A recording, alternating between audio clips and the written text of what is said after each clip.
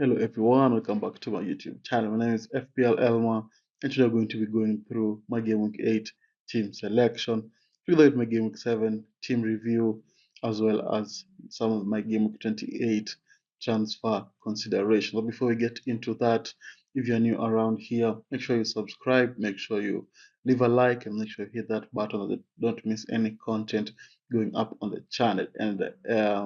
And again, I'd like to thank all of you for the continued support on the channel. The road to 700 begins since we managed to hit 600 subscribers, and that is all thanks to your support on the channel. Yeah, thank you very, very, very much. And without wasting any much time, let's get straight into it.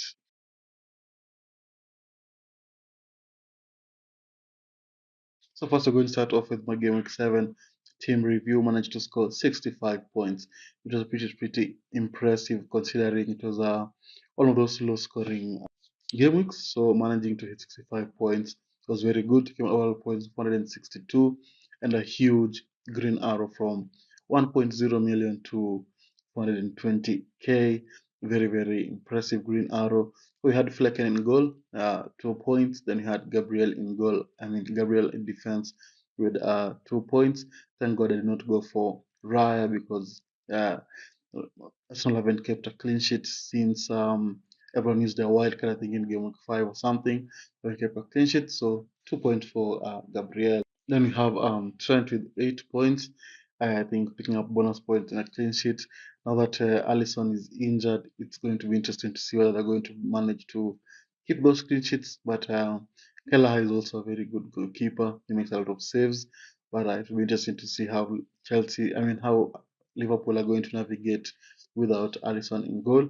And then we have Rico Lewis who managed to, I think, pick up an assist. 4 points for him. Saka, 2 assists and a goal, and 3 bonus points, 16 points. He's just so good for Arsenal, the main man for Arsenal.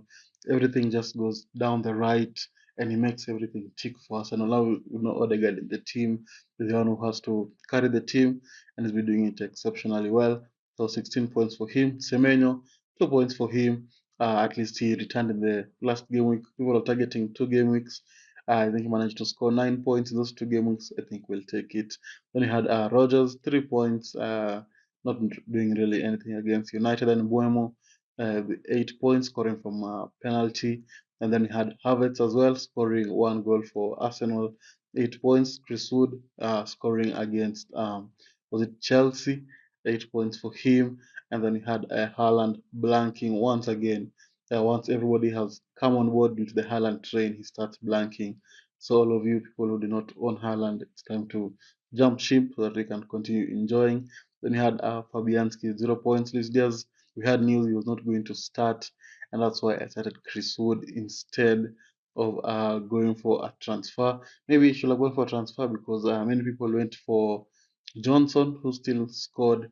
I'm not so sure many people went for McNeil, but I think many people went for Johnson. He scored 1 goal. Chris Wood also scored 1 goal.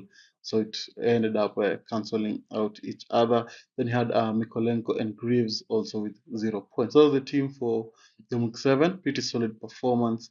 But for Game Week 8, can be able to improve on that as we push for the top 100k before the end of the season, or is it top 50k? We'll know once the season comes to an end. So now let's look at some of the transfer thoughts I have for Game Week 8.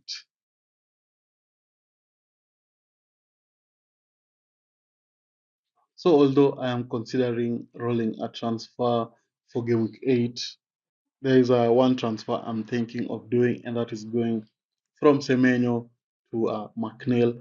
As you can see, the difference in the fixture difficulty for both of them.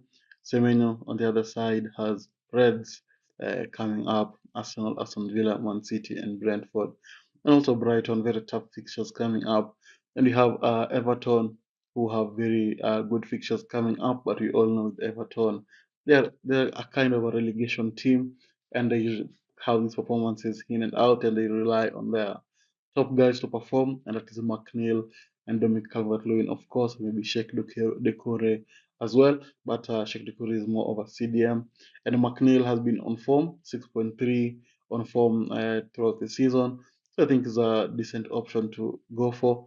well, it's a transfer I'm thinking of, but at the moment, I'm thinking of rolling the transfer and going into game week 9 with the three transfers saved up.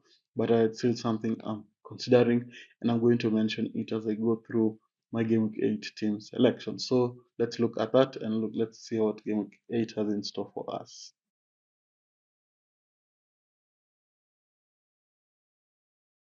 So now we can look at my game week 8 team selection. I'm going to be having Flecken in goal against United. I mean, there's no other goalkeeper I could have played because I have Fabianski on the bench. So I'm just going to go for Flecken in there and hope that you're going to be able to keep a clean sheet. You never know which United you're going to face. It might be the good United, it might be the bad United, it might be the average United. So you just never know what's going to happen. But I expect a lot of save points because United tend to have a lot of shots. So maybe a lot of save points from Flecken will be well taken. Then you have Gabriel against Bournemouth. Arsenal haven't kept a clean sheet in, I think, the past 2 or 3 games, including the Champions League. So it's maybe it's a slight concern there. I mean, people went to the Arsenal train and started underperforming in defense. But I'm going to have Gabriel in there, help can keep a clean sheet and go back to scoring ways as well. Then you have Rico Lewis against Wolves. He didn't play a lot of fixtures for England, so I'd expect him to start for Man City against Wolves. Now, Wolves is one of their bogey teams, but I'd expect them to perform. I'm not so sure about a clean sheet because Wolves tend to score odd goals here and there, although they have not won a single game this season. If I'm not wrong, correct me down in the comments, but I'm sure they haven't won a game. So I expect Man City to come out as easy winners. And I hope that Rico Lewis is going to have a strong performance. Then you have Trent against Chelsea. As I said, it's going to be difficult to see how they're going to maneuver without Alisson in goal for a few weeks. Is there going to be a lot of clean sheets potential? Is it time to move away from Trent? When we go to a cheaper alternative like Konate from Liverpool as well, something to think of. But for now, Trent is going to be in there against Chelsea, who are very leaky defensively, and Albert is going to be able to perform. So that's the defense, pretty solid. Now let's look at the midfield.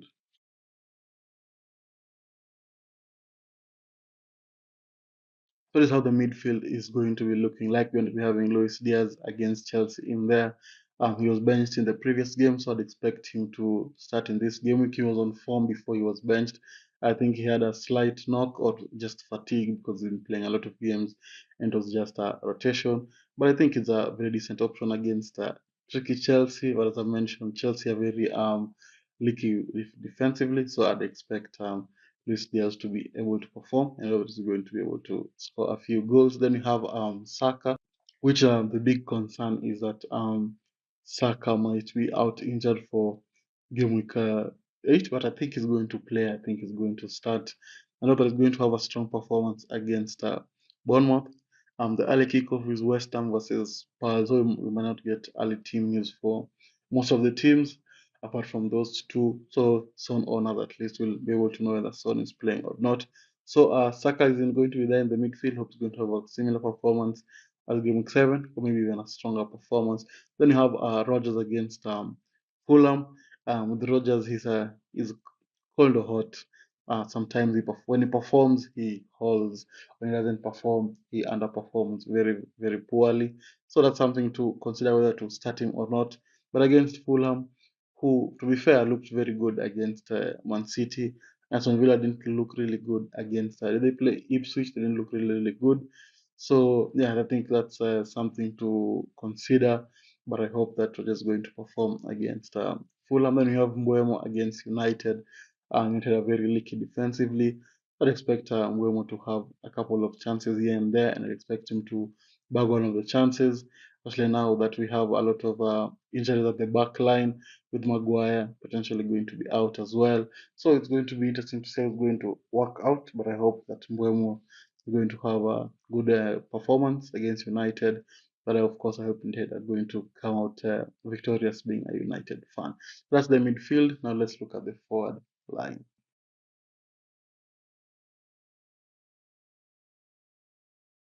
So now we can look at the four. They're going to be having Havertz in there against Bournemouth. He's in the similar situation as Saka. We don't know whether he's going to play or not. But if you have any news he's not going to play, I think I'm going to transfer him out for someone like Calvert-Lewin instead of going for McNeil. But for now, I have it's going to be in there. I hope he's going to continue his goal scoring form against Bournemouth. Then we have Chris Wood, who I've had him since game week one. It's been very, very good for Nottingham Forest. I was a bit concerned Nottingham Forest wanted to sign a striker, but they managed to opt for Wood. But we have the likes of Evan Dennis coming back into the team. So that's something to look out for. But look like they're playing alongside each other.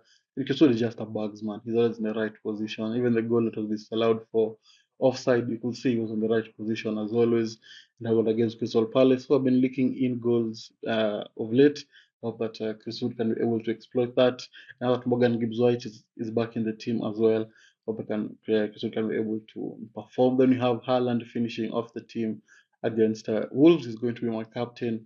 Once again, they say when in doubt, Captain Haaland. That's what I'm going to be doing. There are not a lot of captaincy picks in my team, so I'm going to be going for Haaland in there. So that's the team. That's the forward line as well. That's the team for Game week 8. Looks pretty solid. Then the bench, we have Fabianski, who doesn't play. Mikolenko, maybe if Havertz is not going to play, Mikolenko can come in, but I think Havertz will come off the bench. If he's going to be on the bench, then we have Semenyo against Arsenal, who I think I might move on to bring in McNeil. And then we have Greaves finishing off the team, just a bench enabler there against Everton. So that's the team that looks pretty solid. Let me know in the comments how your teams are looking like. And if you have any questions, my DMs on Twitter, Instagram are always open. So make sure you go check me out on those socials. The links are down in the description. And with that, if you wanted to reach this far, don't forget to leave a like and subscribe. And I'll see you all guys later. Bye bye.